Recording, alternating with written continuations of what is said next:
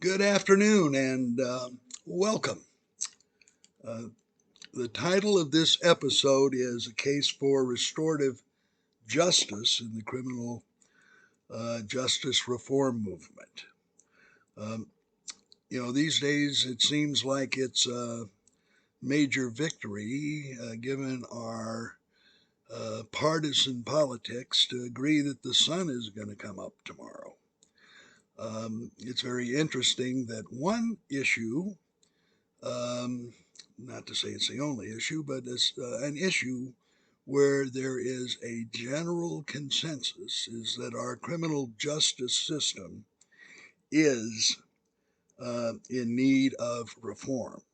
The legislature last year came up with the First Step Criminal Justice Reform Act, which is a positive, but it really just uh, uh, addresses a problem at the margins, and as its title would imply, second, the third, or fourth step is going to be required to really get meaningful uh, change. There's many legitimate policy issues that would suggest how exactly we're best able to reform the system, but bottom line is it's clear that it's an abysmal failure and that it needs something transformative uh, to create a system that is both just and maintains the safety of our communities. Um, uh, in the last 3 or 4 decades, um, certain things have uh, become clear um, as the system has exploded. These terms that you hear that apply or describe our system that have developed in our recent past include mass incarceration, the prison industrial complex, the school to prison pipeline, uh, all things which have negative impact on our communities that is, it's just hard to quantify, both in terms of the dollar cost and the cost of the individuals, family, community, and the long term health and welfare of our society. Uh, I guess maybe the best way to start is a little stroll down memory lane. What are the facts surrounding the creation of these terms? Uh, didn't happen in a vacuum. In the year 1980, there were 300,000 people incarcerated in the United States, and an estimated total cost of around $5 billion. In 2020, we had 2,300,000 people incarcerated and 2,500,000 additional individuals who were on parole, whose liberty is restricted by the terms of their parole. Um, Trying to put the cost of our current system together is a monumental task far beyond my ability. Let's just say, to put it in context, there's over $5 billion today in unfunded pension obligations for those who work in the system. The capital costs, different accounting methods by different states and counties and cities, make it almost impossible to generate accurate numbers. But, it has risen in excess of 1,000% since 1980. Looking at the current rates of incarceration, it's really quite, I think, discouraging. If we take a look at NATO countries, I'm going to, give you some numbers now. NATO countries, the least, or the population with the least number of incarcerated people is Ireland. When adjusted for population, the terms are calculated in terms of number of people incarcerated per 100,000 population. Ireland is at 38 individuals per 100,000 incarcerated. Number 2 is the United Kingdom with 139 people per 100,000.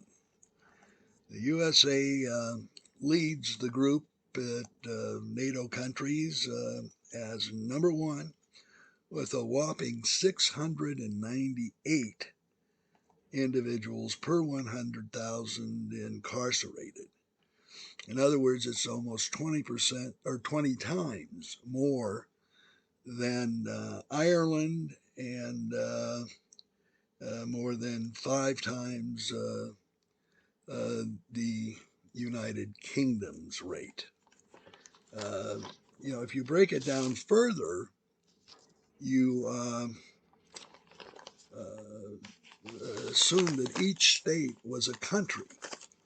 The top 33 countries, or in this case states, would be individual states within our union, the top 33. Before we get to another country at 34, we find Turkmenistan, and then some more states, and we get to Cuba, which is,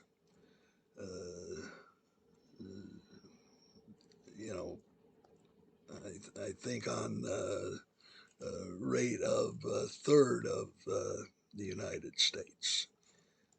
And then a couple later comes Thailand, and 56th place, and 57th place is Rwanda, and 58th is Russia at 413 per 100,000, or almost twice, or the United States has almost twice the number of people incarcerated per $100,000 than Russia.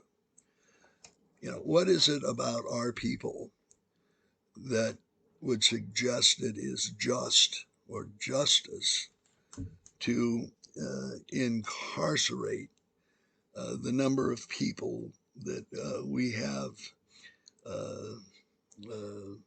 in jail? It is, 20, 30, in some cases 40 times what other civil societies or so-called civil societies experience.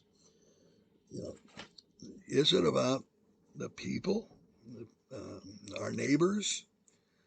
I would suggest it's more about a system that has developed over time and what needs a transformative change. And I suggest that restorative justice is the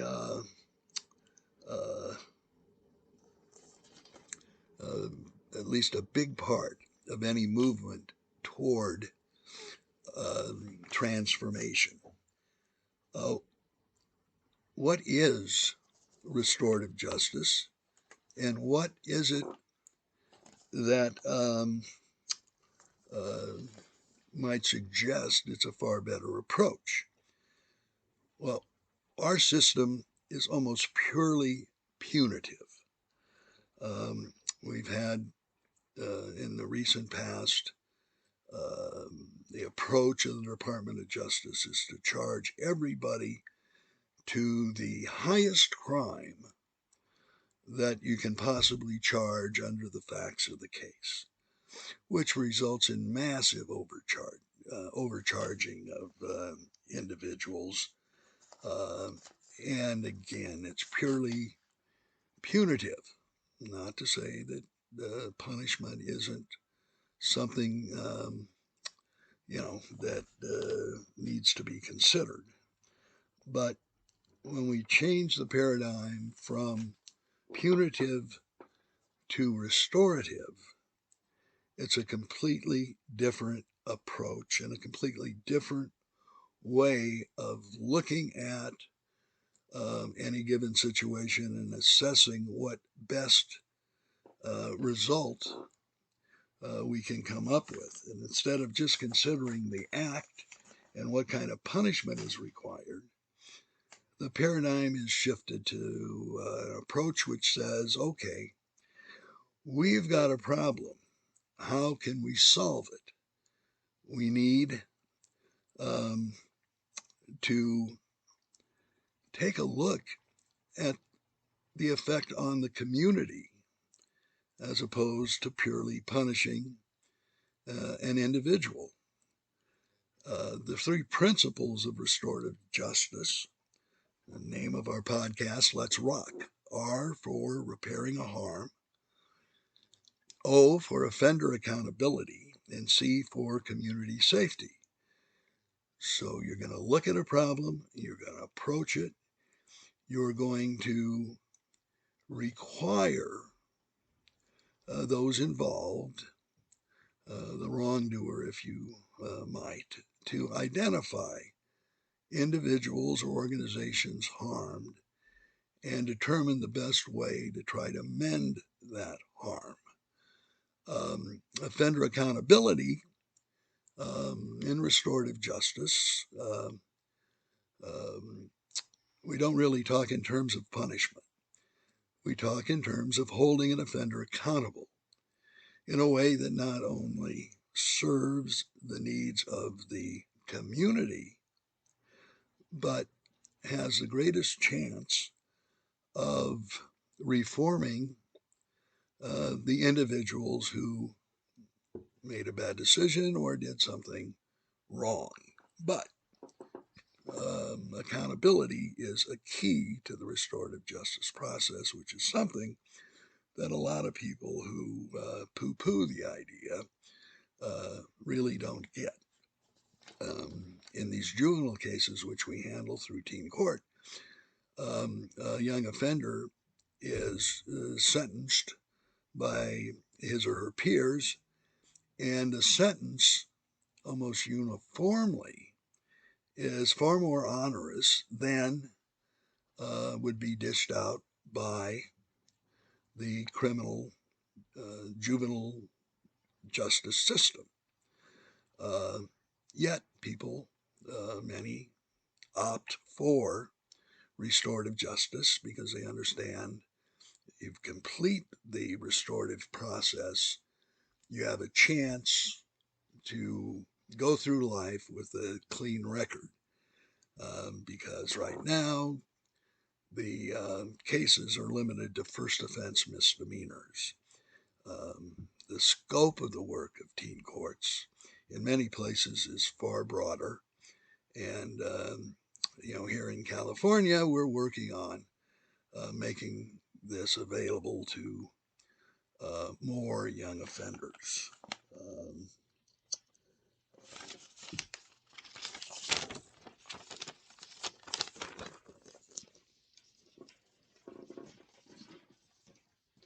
We have an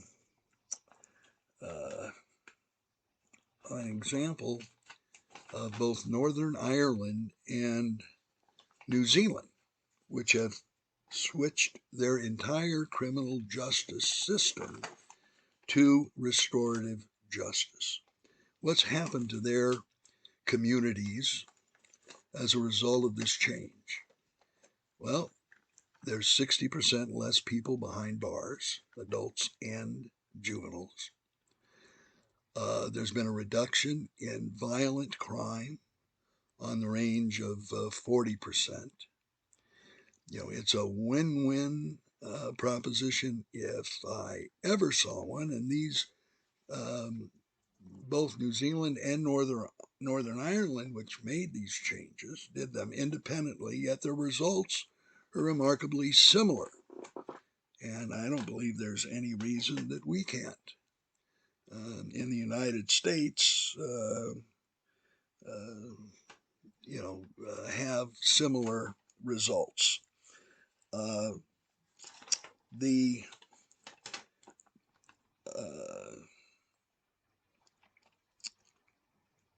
teen court program, at least in San Diego, is a marvelous setup where everybody involved, all the youth, learn the system. They learn the reason for having laws. They learn respect for the law. It is a beautiful, beautiful process when the kids get involved in giving another young person the kind of direction that can help. The amount of recidivism in the teen court is a mere fraction of what happens in juvenile court.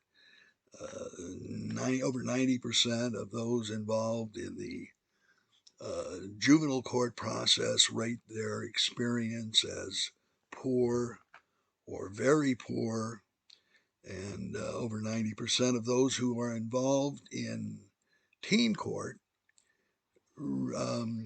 gauge their experience as either good or very good.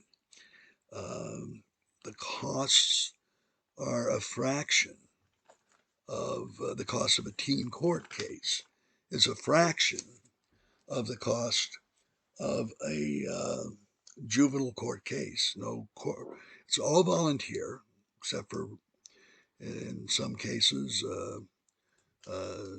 a moderately paid executive.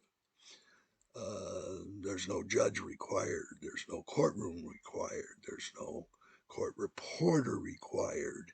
There's no bailiff required. There's no prosecuting attorney. There's no defense attorney.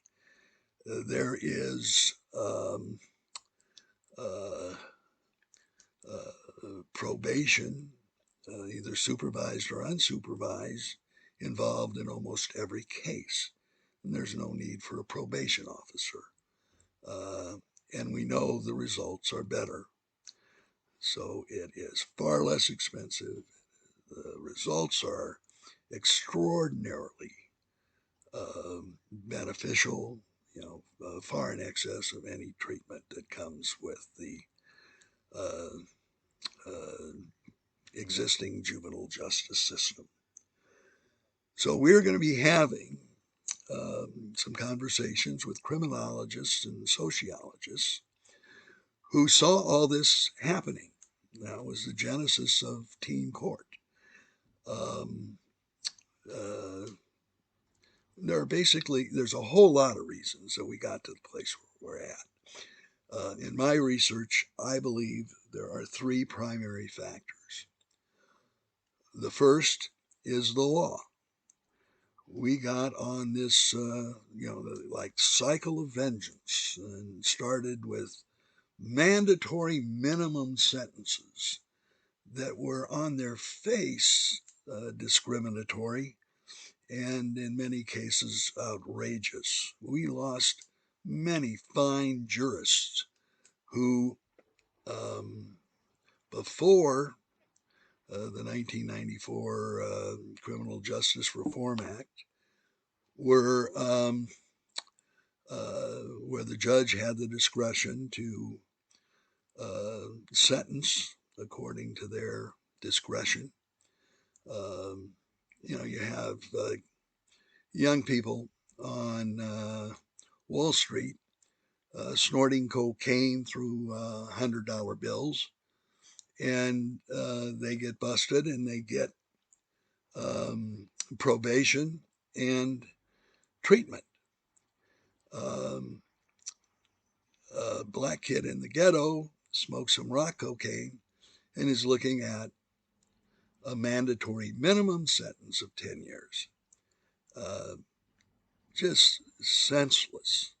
And in terms of the disparity in treatment for what is essentially uh, same or similar crime. Um, uh, the second, well, and in terms of these laws, uh, the sentences were just expanded, and we got heavy use of the habitual criminal statutes, more commonly known as three strikes and you're out. I once participated in the defense of a young man who got life in prison for reckless driving when there was no property damage or personal injury. Um, it's a story I'll probably tell at one point or another, um, what I call war stories, but not today. There are um, uh, tremendous impact from lack of funding for mental health. Uh, we now warehouse people who uh, are in jail not because they're criminals, not because they're vicious, not because they pose a threat, uh, even to themselves or others. Uh, it is, they closed the Camarillo State Hospital in California during the Reagan administration. And there were thousands of patients, and within 2 years, two-thirds of those people um, were incarcerated. And many of them, were spending, $40 or $50,000 a year to warehouse these people who, if they just had a system to take a single pill in the morning, would have no need. It's crazy and absurd. And perhaps the most recent and the greatest contributing factor is the privatization of jails.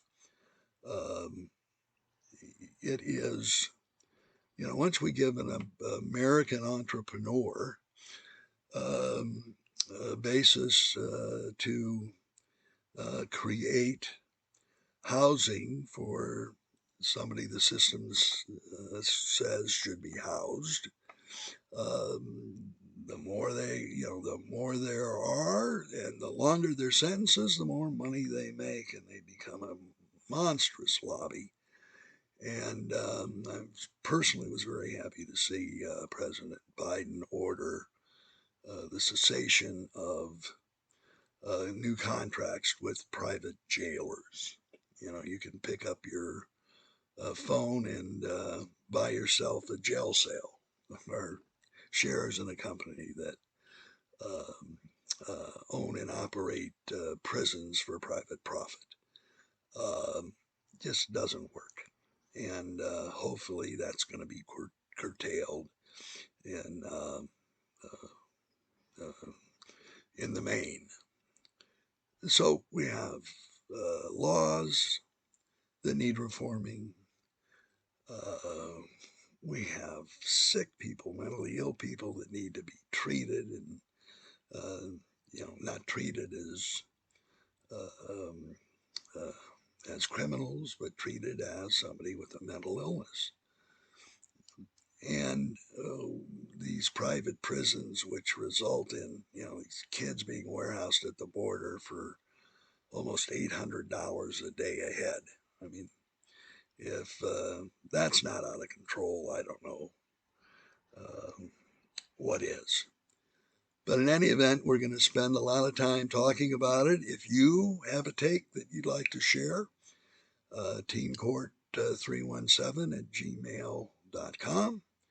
If you know somebody who can add to the discussion, please let them know to get in touch with me and we'll get them on a podcast. But the one thing I hope all of you will do is think about it.